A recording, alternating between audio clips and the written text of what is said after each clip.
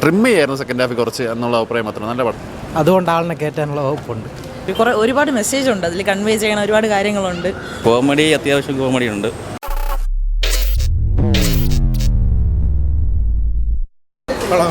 പടം നല്ല പടമാണ് ബ്രോ, കുഴപ്പമൊന്നുമില്ല. കോമഡി അല്ല, അതിനകത്തൊരു സബ്ജക്റ്റ് ഉണ്ട് ബ്രോ. അതിനകത്ത് കൺവിൻസിങ് ആകാനുള്ളൊരു സബ്ജക്റ്റ് ഉണ്ട്. വേറെ ഒന്നും നോക്കണ്ട, രണ്ടുപേരുടെയും പെർഫോമൻസ് മാത്രം നോക്കിയാൽ മതി.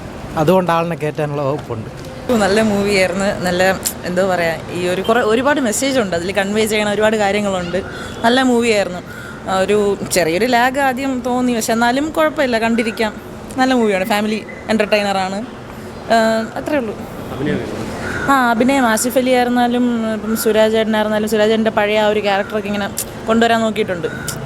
ഓൾമോസ്റ്റ് ഗുഡായിരുന്നു. കൊള്ളാം, കുഴപ്പമില്ല. കോമഡി തന്നെയാണോ? ചെറുതായിട്ടല്ലേ. പടം കൊള്ളാട്ടോ, സെറ്റ് പടം. കോമഡി ഉണ്ട്, സുരാജിൻ്റെ ആക്ടിംഗ് ഒക്കെയാണ് മെയിനായിട്ട് സെറ്റ് ആയിട്ടുള്ളത്. ആസിഫ് അലിയും പൊളിയാണ്. കൊള്ളാം, നല്ല പടമാണ്. സെക്കൻഡ് ഹാഫ് വേണമെങ്കിൽ കുറച്ച് ട്രിം ചെയ്യായിരുന്നു. പെർഫോമൻസ് കൊള്ളാം. ആസിഫ് അലിയുടെ ആ ഹ്യൂമർ ക്യാരക്ടർ നന്നായിട്ട് വർക്കായിട്ടുണ്ട്. പുള്ളി കുറേ കാര്യമായിട്ട് സീരിയസ് പരിപാടിയാണല്ലോ ചെയ്തുകൊണ്ടിരിക്കുന്നത്, അപ്പോൾ അത് മാറ്റി പിടിച്ചതിന് നന്നായിട്ടുണ്ട്. സുരാജേട്ടൻ്റെ അതുപോലെ തന്നെ പണ്ടത്തെ കുറേ ക്യാരക്ടേഴ്സിനെ ഓർമ്മിക്കുന്ന രീതിയിലുള്ള പെർഫോമൻസ് ആയിരുന്നു. ജിംഷി കാലത്തിൻ്റെ ക്യാമറ എടുത്ത് പറയണം.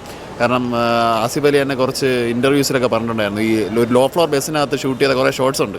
അപ്പോൾ അതിനകത്ത് ജിംഷി കാലത്തിൻ്റെ കുറേ സിഗ്നേച്ചർ സാധനങ്ങൾ ഉണ്ടാകുമെന്ന് പറഞ്ഞിട്ടുണ്ടായിരുന്നു. അപ്പോൾ അതുപോലെ തന്നെ വന്നിട്ടുണ്ട്. വിഷ്വൽസ് നന്നായിട്ടുണ്ട്.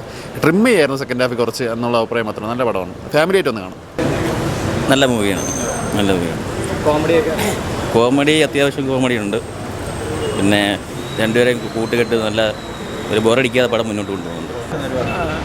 കുഴപ്പമില്ല. സുരാജേട്ടനും ആസിഫിയും കൂടെ എങ്ങനെ ഉണ്ടായിരുന്നു ആ ഒരു കോംബോ?